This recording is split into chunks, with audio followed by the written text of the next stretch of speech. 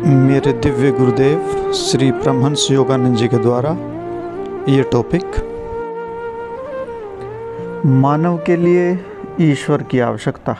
ये प्रवचन SRF अंतर्राष्ट्रीय मुख्यालय लॉस एंजलिस कैलिफोर्निया में 24 मार्च 1969 को श्री दया माता जी के द्वारा दिया गया।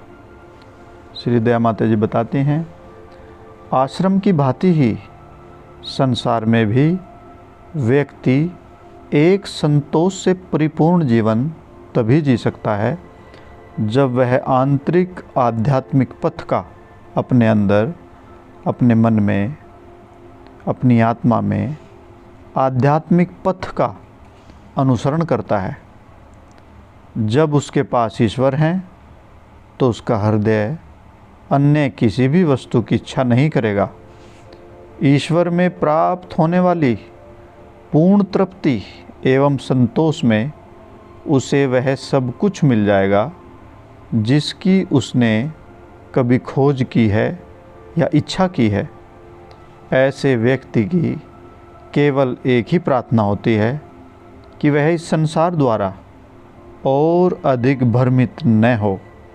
ईश्वर संपर्क की प्राप्ति ही वह द्वार है जिसके द्वारा वह शरीर एवं अहम की चेतना के लघु पिंजड़े से छूटकर आत्मा की स्वतंत्रता की ओर बढ़ सकता है, जहाँ से वह फिर कभी भी उस पिंजरे में वापस नहीं जाना चाहता।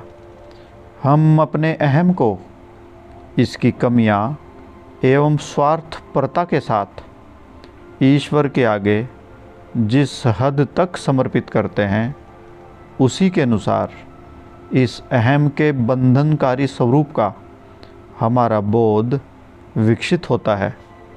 ऐसे व्यक्ति की चेतना में प्रवेश करना ईश्वर के लिए असंभव है, जो निरंतर मैं ही सोचता है।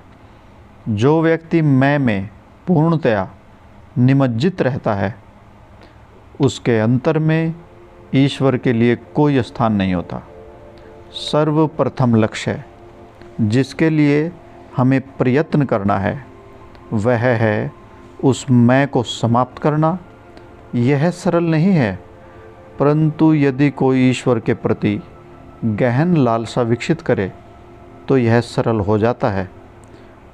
अधिकतर ईश्वर के प्रति यह लालसा कष्ट आने पर ही जागृत होती है। बिना दुखों के कोई भी व्यक्ति ईश्वर की तरफ चलता ही नहीं। फिर भी आध्यात्मिक रास्ते पर कष्टों को मैं इतना आवश्यक नहीं मानती।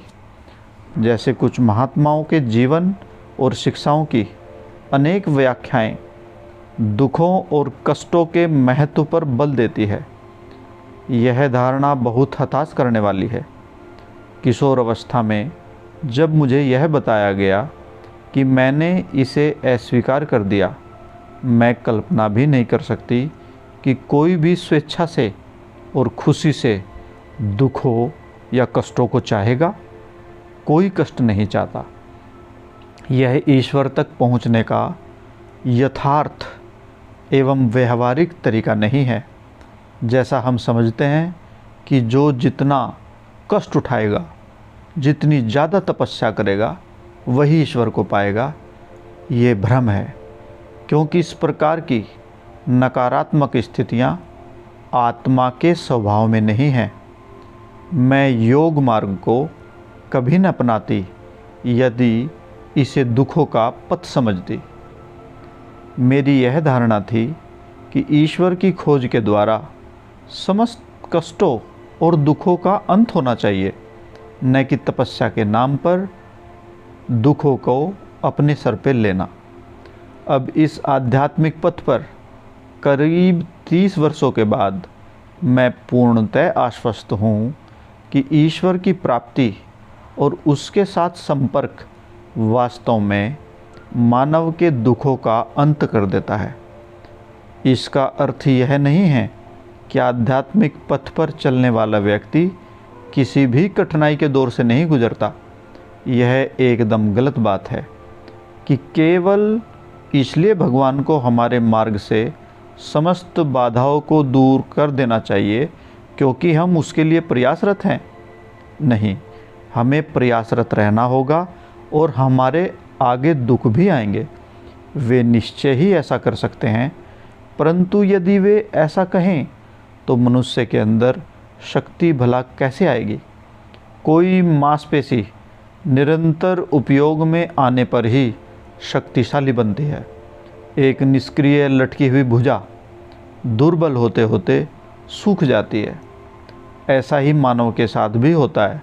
यदि उसकी निष्ठा, उसका समर्पण, उसकी दया, धैर्य, भक्ति, श्रद्धा, अनवरत प्रयास रूपी मांसपेशियाँ और समस्त अविकसित गुण जो उसकी आत्मा की गहराई में विद्यमान है को प्रयोग में अगर नहीं लाया जाएगा और साधना अथवा आध्यात्मिक खोज के समय उसका उपयोग नहीं किया जाए, तो वह स्वयं को कभी नहीं बदलेगा और अपनी मानवीय कमजोरियों और सीमितताओं पर विजय प्राप्त नहीं कर पाएगा।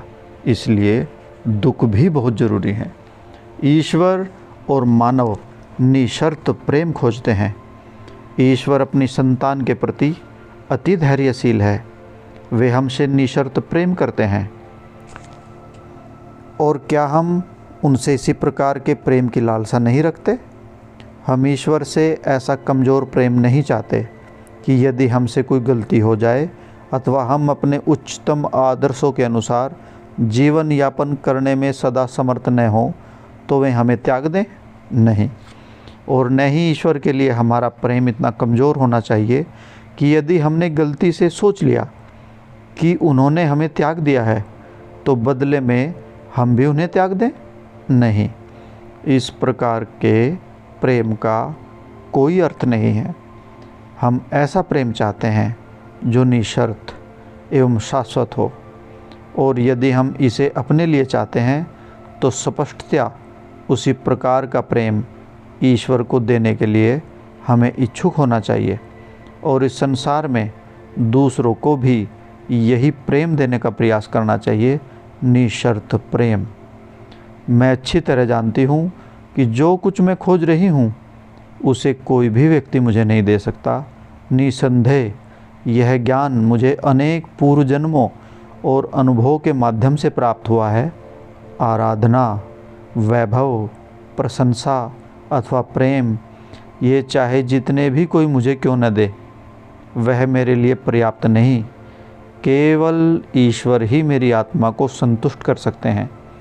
केवल वे ही हम में से प्रत्येक की तीव्र लालसाओं को पूर्ण रूप से संतुष्ट कर सकते हैं, अन्यथा कोई नहीं। जय गुरु जी।